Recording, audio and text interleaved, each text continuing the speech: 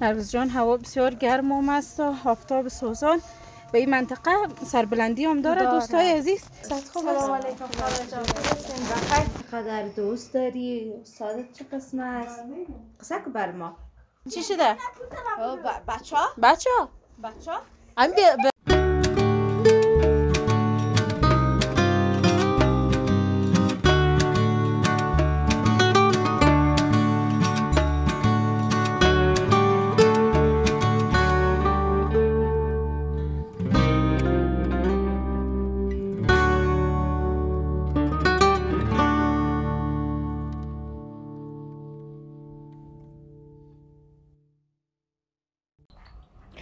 به یاد خدا در متن و کلام، زینت بدهم به نام آن خالق نام. در محضرتان سپس کنم روی خلوص، با عشق و ارادت و ادب عرض سلام. سلام و خسته نباشید خدمت تمام هموطنان عزیزم و بیننده های گرامی. انشالله هر جایی از جهان که هستید دور از گزند روزگار بوده و لباس عافیت بر تن داشته باشین. دوستای عزیز، امروز باز هم ما و شکوفه جان و همکاران خوب ما که در پشت صحنه قرار دارن در خدمت شما با یکی از برنامه‌های دیگر، البته به تعقیب برنامه‌های گذشته هستیم که انشالله شکوفه جان در مورد برنامه براتون معلومات میدم. ما رو بیننده باشید و ناگفتن نماند. طبق معمول همیشه که برنامه‌های ما رو سابسکرایب کنین، لایک و کامنت کنین و از نظریات نیکتون ما رو مستفید سازین. سلام شکوفه جان، وقت بخیر. سلام نرگس جان، خدمت خودت هم. خدا نامش سرآغاز کلام است که از اسمای زیبایش سلام است. سلامی گرم و سرشار از کرامت که از فضل خدا بخشد سلامت. سلام و درود خدمت تمامی خوبان بیننده. آرزوی صحتمندی و سلامتی تک تک تان را عزیزان در هر گوشه از جهان که هستین خواهان هستم و یک سلام خدمت تمامی همکارای عزیزم. امیدوارم که اینا هم خوب و صحتمند باشن. عزیزان، گفته نرگس جان باز هم با یک از برنامه‌های دیگر در خدمت شما به تعقیب از برنامه‌های گذشته ما قرار داریم. آنچه شما مشاهده کردین، ما در طول یک مدت دور از خبر و احوال فامیلای عزیز ما بودیم که روند برنامه ما است که ما حتما باید در جریان چند برنامه خبر و احوال از فامیلای عزیزی که اطفالشان در لیسه خصوصی عبیدعرفان و در بنیاد خیریه عبیدعرفان درس میخوانند داشته باشیم. امروز هم خواستیم که بعد از چند برنامه‌ای که آموزشی در مورد شاگردای ما بود، باز هم بریم به خانه یک از فامیلای عزیز ما سر بزنیم، از حال احوالشان پرسان بکنیم و همون یک بدیه غذایی را که من حیث هدیه از طرف بنیاد خیریه تعلیمی عبیدعرفان در نظر گرفته بر اونا یک جای آماده بکنیم و همراه از اونا قصه های خوب و بعد زندگیشان را داشته باشیم. عزیزان، ما را همراه باشین تا برنامه را ادامه بدیم و ناگفته نمانه که عزیزان بیننده، صفحه ما، برنامه‌های ما سخت به حمایت های شما عزیزان نیاز داره. از حمایت هایتان ما را فراموش نکنین، صفحه را سابسکرایب کنین، زنگوله را فشار بدین، برنامه‌های ما را شیر بسازین تا بنیاد ما هم جهانی شود. ما را همراه بیننده باشین. نرگس جان هوا بسیار گرم و مست و آفتاب سوزان به این منطقه سربلندی هم داره دوستای عزیز. خیلی خسته ما ساخت و رای دیگه هم مانده. یک طرف شکوفه جان این کوچه قیرام نیست. آفرین شاگردا که هر روز میان این مکتب برشون بسیار خوب شد. یا مکتب دولتی میرفتن بخی از پای میموندن. شکوفه جان باز دو طفلک بسیار خرد و مست. نرگس جان اینجا فکر میکنم که یکیش خیلی خرد است بس این فامودگی ششته. دوستای عزیز، شما قسمی هم که میبینین که منطقه خیلی سربلندی داره. ما و نرگس جان هم های میدان و تای میدان آمدیم به این طرف تا احوال از این فامیلای عزیز ما داشته باشیم و خداوند هم کارای ما رو هم خیر بده که این بار سودا رو هم سر ما میبرن. نرگس جان این بار سودا هم مانده به ما و نرگس جان که ما ببریم. ایتو بریم سعی این طفلک نازنین هم دوستای عزیز همراه ما هست. دیگه که بریم خانهشان. نرگس جان تا سربلندی بریم ها سرپایینی آمده. هر توش باشه. خسته هم شدی نرگس جان؟ پیش خودت سودا زیاد است؟ خیر از شکوفه جان بریم برسیم بخیر. یک دفعه خانم همراه شاگرد خواب گپ بزنیم دوستای عزیز.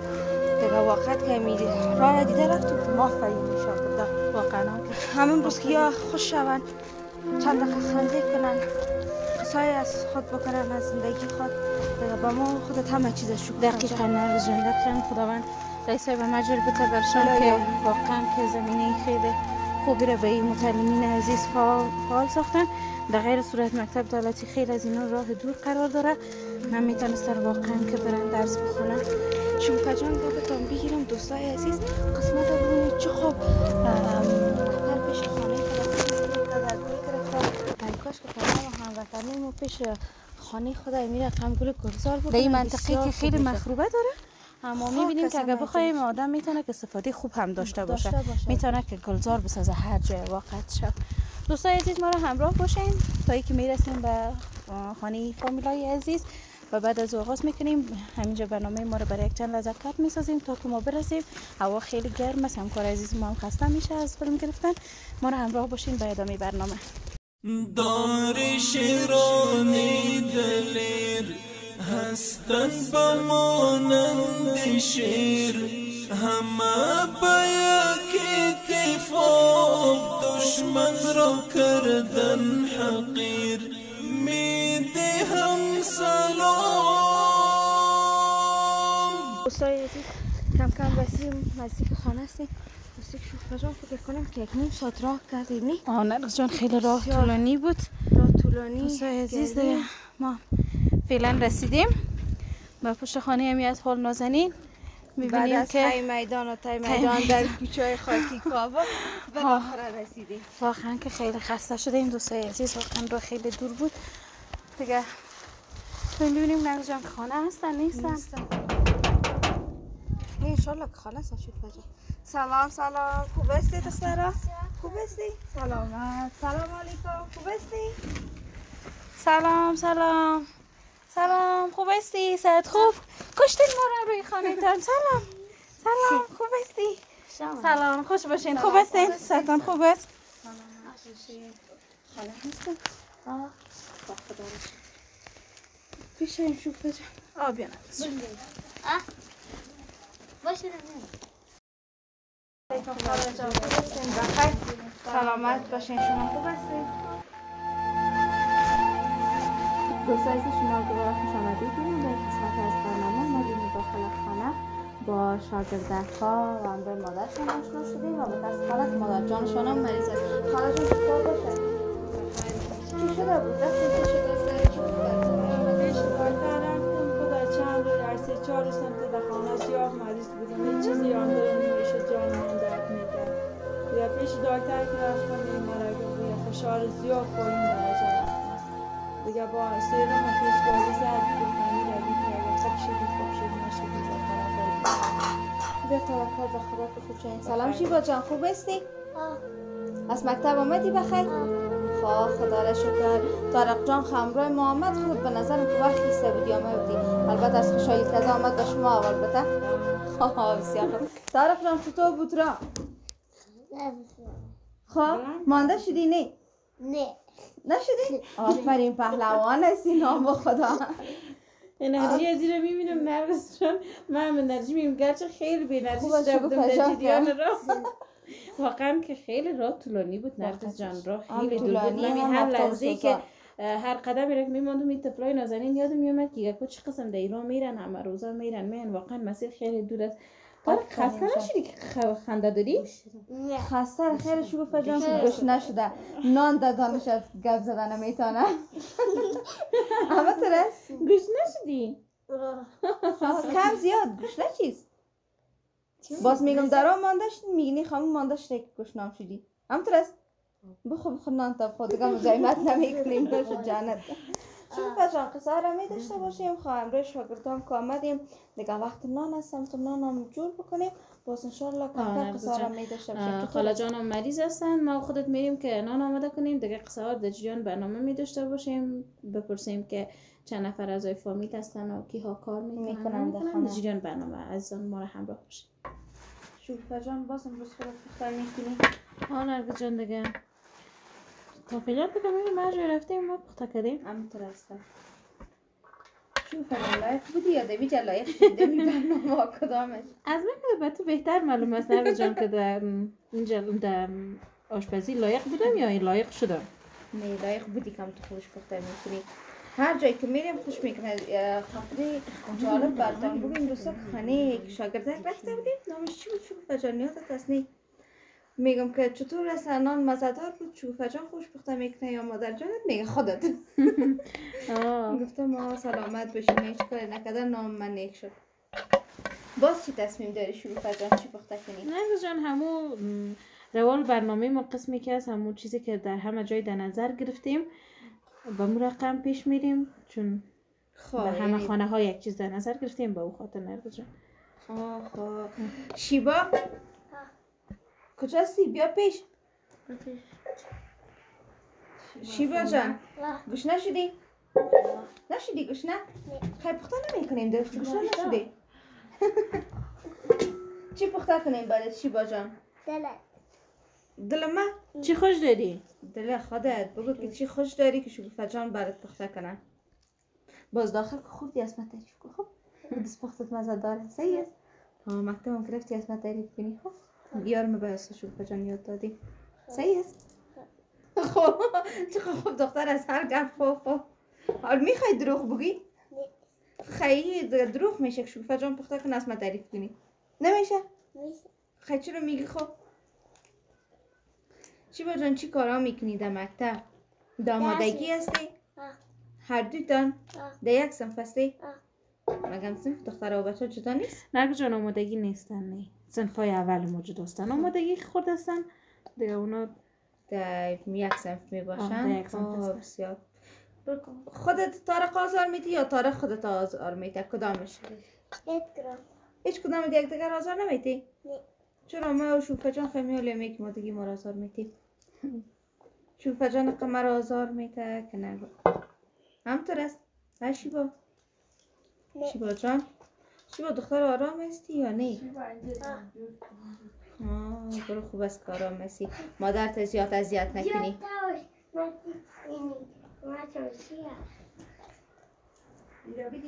نرگس جان من گوشت پاک کردم میرم که بشویمش خودت تا وقت قصایت هم میدامه بتی و ترکایی جان پاک کو بعد از او کامتیم بس ادامه که فرم میرم درسته؟ جان آمدی؟ بله. خوب کردی در جای شکوفه جان شدی البته منتظر بودی که چه وقت شکوفه جان از جایش میخیزه در جایش بیایی تو بود؟ طارق جان چندم خانه هستی میفهمی؟ چند تا هستی که خورده است؟ یک نفر دو نفر؟ دو نفر؟ خوراکت یا بیدرکت؟ خوراک. دو تا خوراک خورداری از خود کردن؟ چرا تو خودت گفته نمیتونی که دو طرف برتانه نقل داده میره؟ ها؟ نقل میتن برات؟ طارق جان از مکتب قصه کو چی میکنی در مکتب؟ چقدر دوست داری؟ استادت چه قسم است؟ قصه کو بر ما چی میخوانی؟ ها؟ در مکتب چی میخوانی؟ درس میخوانی مثلا چی؟ از درسایت بگو برام چی میخوانی؟ قصه کن. ریاضی مثلا چی میخوانی؟ یک دوسی را خواندی؟ یاد داری؟ آفرین. تا چند؟ تا 200. آفرین. تو بخوان با ما یک چند تاشه؟ 1 2 3 4 5 6 7 آفرین. آفرین. 9 10 آفرین. آفرین. 12 آفرین. بخوان دیگه ما باید بر خواندن تشویقت کنم. 16 17 18 19 20 21 باز غلط کردی طارق جان. بعد از 19 21 میای یا 20؟ میگم 19 ها؟ 20 میای 21؟ دار شیرانی دلیر هستن با مانند شیر همه با یک اتفاق دشمن را کردن حقیر میدهم سلام برای توی وطن میدهم سلام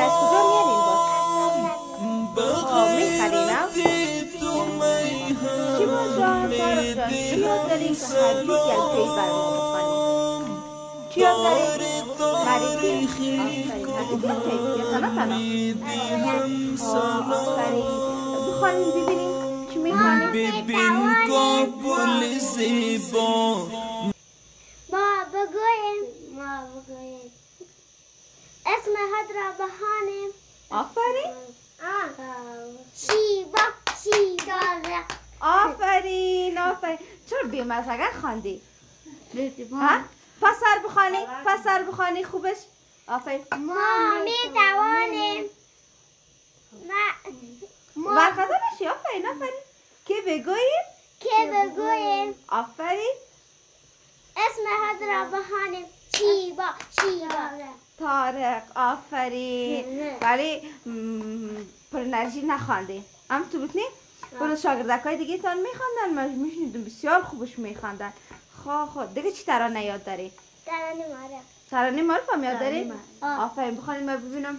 لیدا جان نوش جان مثلا نوش جانه. ستان ما جانو جهان ما ای است بود ما ای دار بود ما اهل مهارف تعلیم کار ما علم جهان ما ای است بود ما ای دار بود ما. آفرین.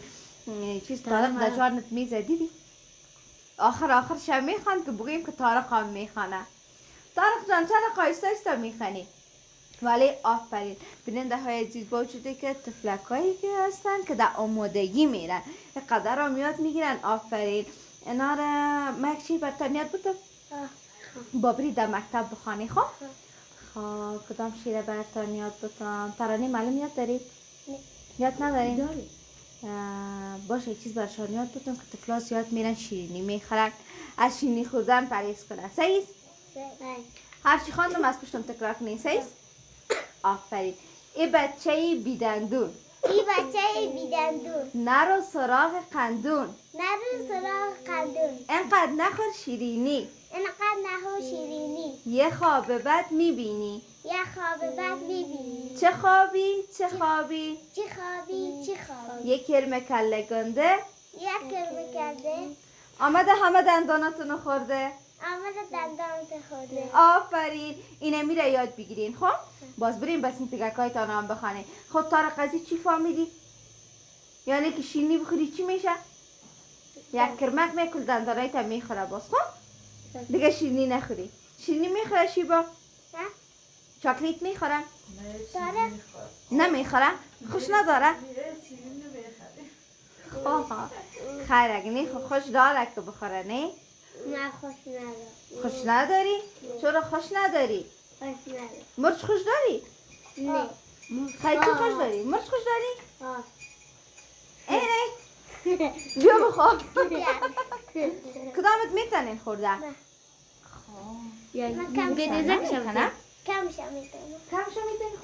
یا مرچ خور هستن؟ اگر تیز شوه باز چی؟ یا خورده که بیداری شده. صبر ببینم کدام خورده میتونه. صبر مسابقه مرچ خوردن. نه این چی هست دیگه تیزش میکنه. تیزش میکنه؟ این نوگه شده. باشه نوککاش تیز نیست و قدر از خاطر یام میفهمم. ببینم کدامش میتونن خورده. به شیبا جان آفرین. شیبا چی شد؟ تیز نبود؟ نه. مطمئن هستی؟ طارق میخوری یا قرطش کردی؟ یک دو سه دیگه چک بزنید. نبود تیز؟ نه. مطمئن هستی؟ مرا پسان دوی بد نکنی. خودتان گفته بودی. نمیکنم. بخوری تیزیش بره. این تیز هم نکرده بود. طارق خورتش کرد معلوم شد.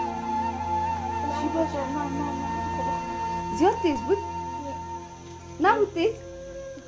برو خوب شد. بده میگه تو تنبر شدگاه؟ واحد جان یک دفعه طارق قبیل بسیار خوبش میخوره. طارقی طرف سیل کن. طارق هیچ قرد کردن نمیتونه. من نگفتیم یک دفعه خود شد. شد نه قرد شد نه. دوستای عزیز نرگس جان هم در حال آماده کردن چیزاست به خاطر نان و من خواستم از فرصت استفاده کنم. کارم بر فعلا خلاص شد. آمدم که یک احوال از خاله جان داشته باشیم بعد از یک قصه کنیم. خاله جان چطور شدی؟ خوب شدی فعلا؟ کمک خوب است. سر حال شدی؟ یای دارم. خدا را شکر. سیرم بخیر که خلاص کنی بیشتر سر حال میشی. خب خاله جان چند فرزند داری خودت؟ 5 دانه. 5 تا؟ خب کی در خانه کار میکنه؟ کسی دیگه نیستن دیگه. پدرشان پودری بود دیگه، گم بود، یک 10 ماه گم بود. بعد از 10 ماه بعد طالبا جمع‌آوری آمد